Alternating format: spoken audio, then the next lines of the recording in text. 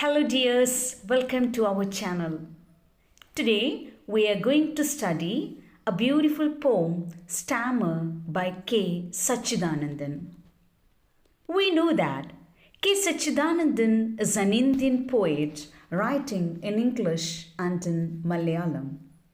And he is known as the pioneer of modern poetry in Malayalam.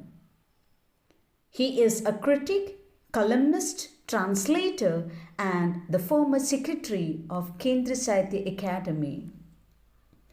The poem Stammer was originally written in Malayalam with the title Weaker, and the poem appreciates stammering and also enlightens its importance in the world and human history. The poet in this poem says that stammer is not a handicap, it is a mode of speech. And stammer is the silence that falls between the word and its meaning. So, once again, welcome to our channel. Stammer by K.Satchidanandan. Stammer is no handicap, it is a mode of speech. Stammer is the silence that falls between the word and its meaning. Just as lameness is the silence that falls between the word and the deed. So, what is the poet speaking throughout this poem? The poet says that stammer is no handicap, it is a mode of speech. So the poet says that stammer, it is not a handicap, it is just a mode of speech. It is not a defect. Stammer, it is not a defect, but it is a language itself, because it is the imperfection that makes human unique and distinguishable.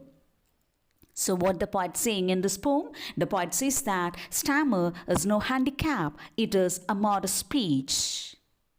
Then, stammer is the silence that falls between the word and its meaning.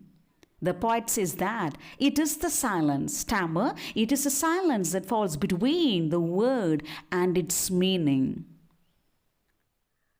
Stammer is a silence that falls between the word and its meaning. So, at first the poet says that it is not a handicap, it is a mode of speech. Then the poet says that stammer is a silence that falls between the word and its meaning, just as lameness is a silence that falls between the word and the deed. So the poet here says that it is the way we stammer which makes the language rich in words and meanings. The poem Stammer is a silence that falls between the word and its meaning, just as lameness is a silence that falls between the word and the deed. So the poet begins the poem by simply says that stammer is no handicap. It is only a mode of speech. So there is no hidden meaning in these lines.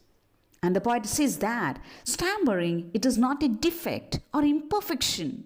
Stammer, it is not a defect or imperfection, but it is a way by which we express our ideas to others. Through stammering, we are expressing our ideas to others. And stammer, it is not an imperfection. It is just a mode of speech. Stammer, it is not a handicap. Stammer, it is not a defect. It is just a mode of speech. And stammer, it is the silence that falls between the word and its meaning. Stammer is the silence that falls between the word and its meaning. That means that it is a silence which comes in when we think about the meaning of the word before speaking. It is also stammer. Just before we are speaking, we just put a silence before our words. It is a stammer according to a poet. So it is not a defect. It is just only a silence which comes in between our speaking. That's what poet says. And similarly, lameness is also the silence that falls between the word and the deed. So the poet says that lameness is also the silence that falls between the word and the deed. So what is stammer? Stammer, it is not a handicap. It is just a mode of speech. And it is as the silence that falls between the word and the meaning. Just as lameness. Just as lameness. And lameness, what is lameness? It is a silence that falls between the word and the deed. Lameness is a silence that falls between the word and the deed, whereas stammer is a silence that falls between the word and its meaning. Then the poet uses some rhetorical questions here. Which are the rhetorical questions the poet is using here? Did stammer precede language or succeed it? Is it a dialect or a language itself? And these questions make the linguist stammer. So the poet is asking some rhetorical questions here. Which are the rhetorical questions the poet is using here? Did stammer precede language or succeed it? Is it a dialect or a language itself? The poet is asking two questions. Did stammer precede language or succeed it? Or is it a dialect or a language? Did stammer precede language or succeed language? He's asking two questions here. Did stammer precede language or succeed language? Or is it a dialect or a language itself? So these questions make the linguist stammer. These questions makes the linguist stammer. The linguist also stammer when they heard about these questions because they are not possible and because they are not able to answer to those questions. Because what is the questions he used here? Did stammer precede language or succeed language? Or is it a dialect or a language itself? Each time we stammer, we are offering a sacrifice to the God of meanings. So the poet says that each time we stammer, we are offering a sacrifice to the God of meanings. So what the poet is saying in this stanza, each time we stammer, we are offering a sacrifice to the God of meanings. Here, God of meanings refers to the language, which is a collection of words. We know that. What is language? Language is a collection of words. So, stammer here refers that we are offering a sacrifice to the God of meanings. So the poet says that stammering is very important, or it is quite important because it is by stammering that we add a new words and meanings to the language, and it is a kind of sacrifice given by us. So what's the point of speaking here? The poet says that stammering is very important. Why stammering is very important? Because it is by stammering we add new words and meanings to the language. By stammering we add new words and meanings to the language, and it is a kind of sacrifice. So stammering, it's a kind of sacrifice. Each time we stammer, we are offering a sacrifice to the God of meanings. When a whole people stammer, stammer becomes their mother tongue, just as it is with us now.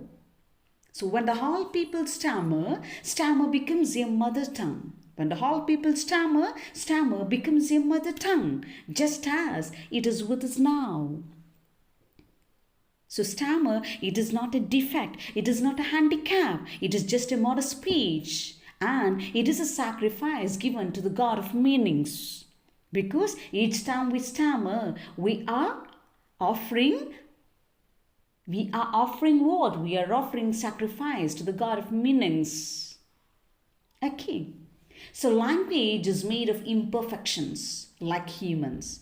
We human beings, isn't it? We are made up of so many imperfections. Like that, language is made up of so many imperfections like humans.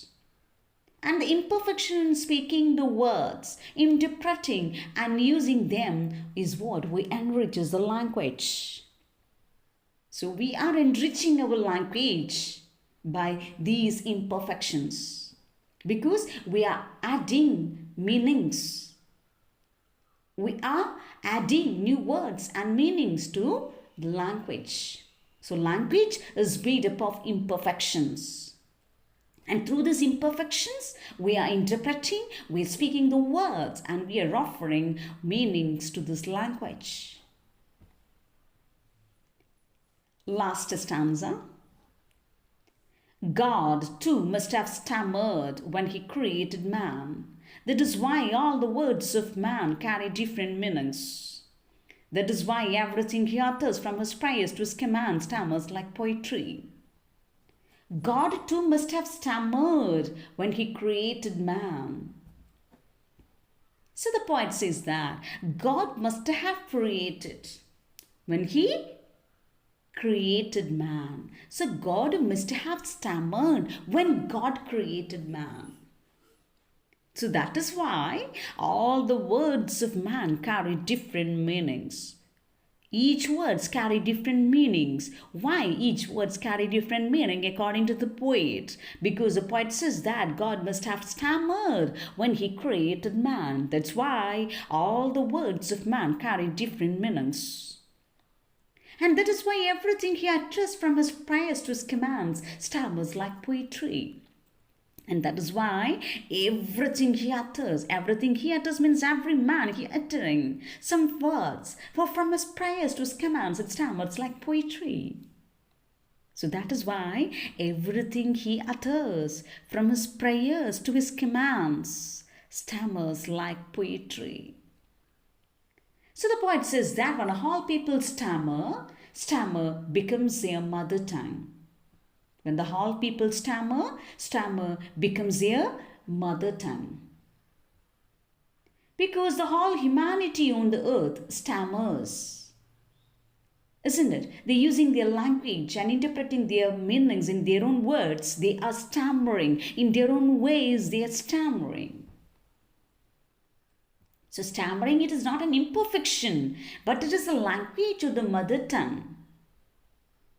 Okay, and in the last stanza he says that God must have stammered when he created man, and that is why all the words of man carry different meanings, and every word means different to different people, and each person interprets and uses the words in their own ways.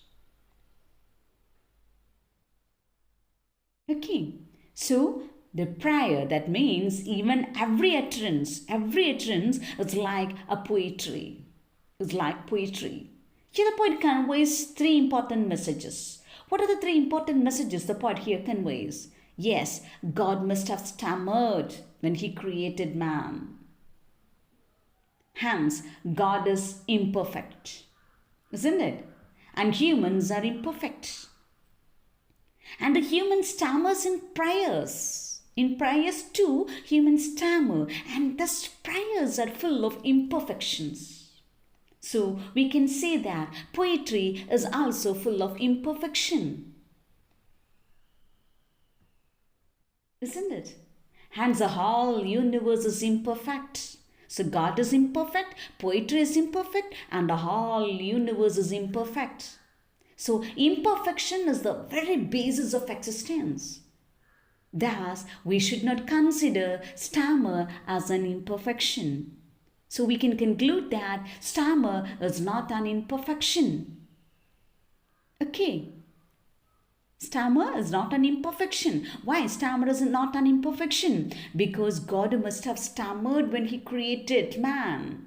So God is a symbol of imperfection.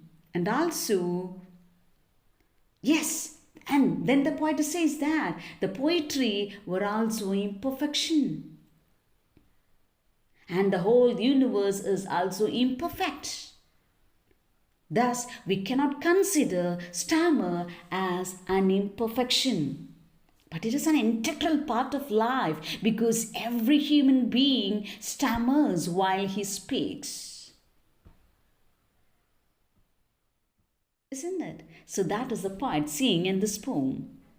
To stammer, the poet says that stammer is not a handicap, it's a mode of speech, and it is the silence that falls between the word and the meaning, just as lameness is the silence that falls between the word and the deed. Then the poet is asking two rhetorical questions here. Did stammer precede language or succeeded? Or is it a language or a dialect? And these questions makes the linguist stammer. And the poet says that each time we stammer, we are offering a sacrifice to the God of meanings.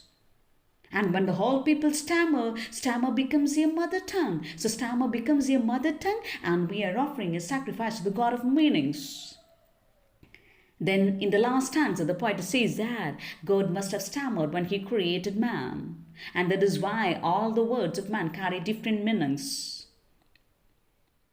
And everything he utters from his prayers to his commands stammers like poetry. That means that prayer is stammers like poetry. So poetry is not perfect, and prayers is not perfect, and also God is not perfect. So everything is imperfect in this universe. So the whole universe is not perfect. So everything in this universe is not perfect. So everything is imperfect. So stammer, like that, stammer is not an imperfection. Stammer is not an imperfection, or it is not a defect. Here the poet says that God created man. Man became a creator when he created language. So God is a creator, man is a creator. Man is a creator of language. And the poet too is a creator, because the poet created poetry. So man is a creator, God is a creator, poet is a creator. And imperfection, it runs through life, language and poetry. If language is perfect, there would be a definite meaning to words. Just as there would be a definite meaning to life if human beings were perfect. But language is not perfect, human beings is not perfect. Everywhere we can see imperfection. Poetry too suffers from this imperfection. So poetry is also imperfect. Poetry too suffers from this imperfection, and meaning differ with each reader and each reading. That is why the poem ends like poetry. Without these imperfections, life would suffer from great monotony. These imperfections, these differences are actually the spice of our life. Without these imperfections, we cannot love. So these imperfections are the spices of our life. So the poem brings together life, language, and the literature shows the reader how imperfections run through all these three. The poet has deliberately realizes that the poet realizes how stammer has become his mother tongue. Thus, stammer becomes a mother masterpiece where the form and the theme becomes one as life, language and poetry join together in search for the perfect meaning which is absent. So that is the poet speaking in this poem, Stammer. Thank you. Thank you all.